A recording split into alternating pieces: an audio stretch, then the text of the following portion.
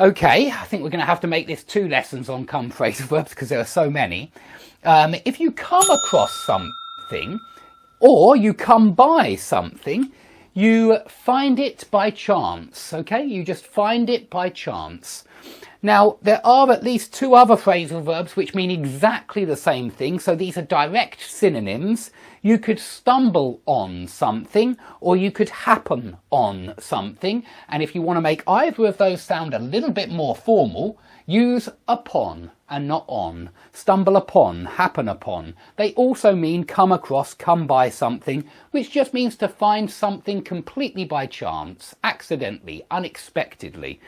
Now you should compare these 4 phrasal verbs, which all mean find something by chance, with these 2 phrasal verbs, which mean find someone by chance. So these 4 are the things: come across, come by, stumble on, happen on, something, but run into someone, bump into someone.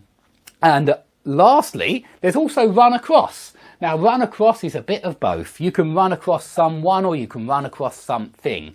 So you can find things or people by chance with run across, but run into and bump into, for me, they sound like you're dealing with people, and these 4 only things.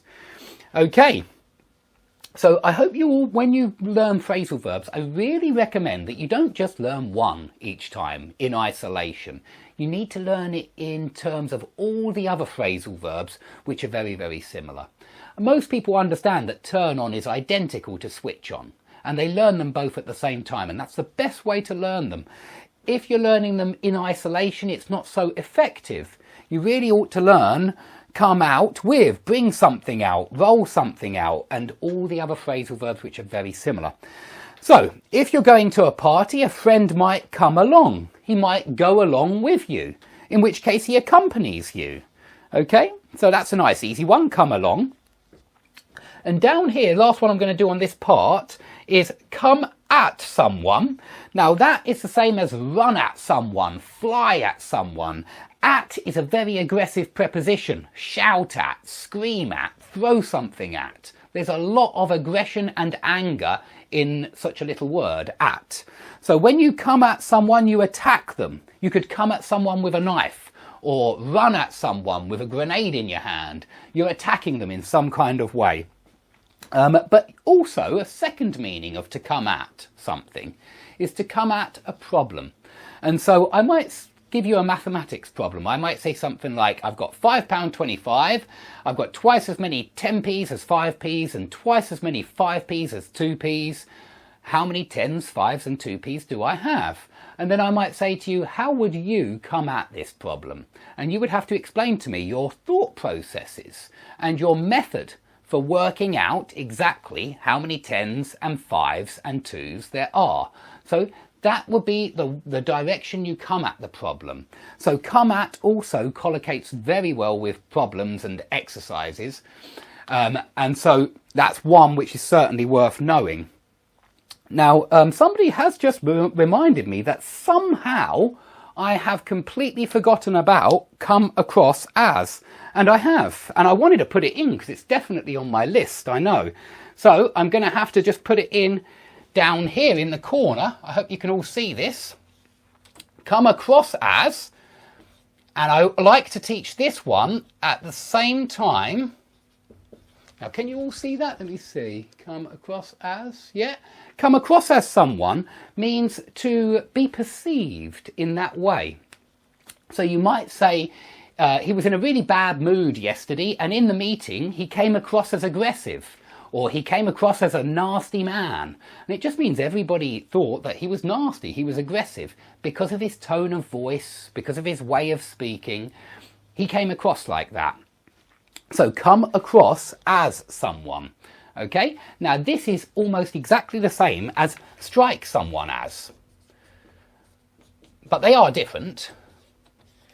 They're 2 different ways of saying the same thing. You could say he came across as angry and aggressive, or you could say he struck me as angry and aggressive. Okay, so that's 2 different ways of dealing with that particular sentence, if you want to say that somebody appeared to be in a certain way, use come across as. He came across as. He came across as an idiot. He came across as a genius. He came across as whatever. Or he struck me as an idiot. He struck me as a genius. Okay? So I think I'll hold it there, but we're going to carry on. But I will split this up into 2 videos, I think, in future. Not sure. But let's go up to the top of the board now to come down with. Very famous one. I think most people know this one. If you come down with a disease, if you come down with flu, you catch flu.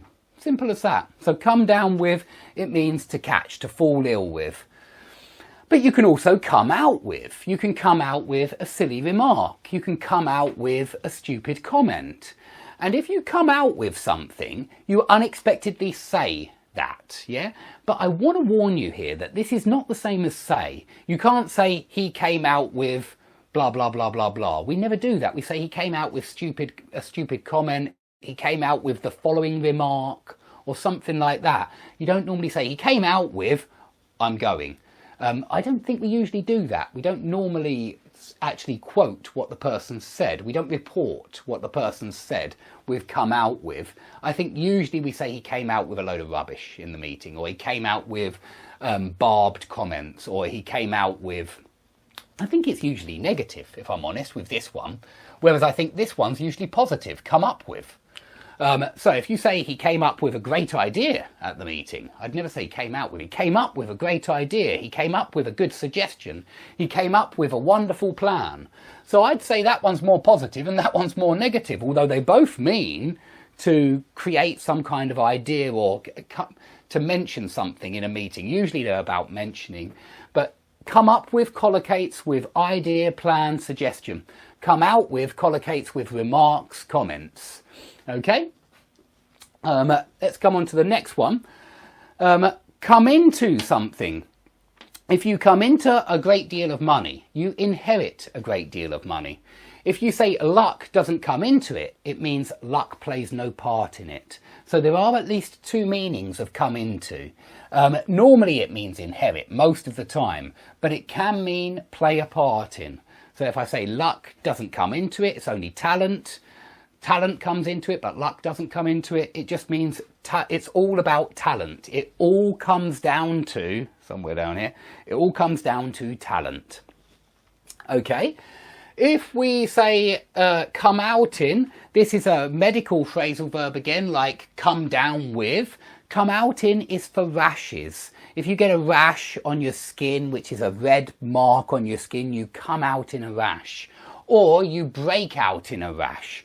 Or your washing powder brings you out in a rash. And look at that, that's another bring phrasal verb, which is very similar to the come phrasal verbs. So notice that they're very, very close, the bring phrasal verbs and the come phrasal verbs. And notice again, bring is transitive. It brought me out in a rash.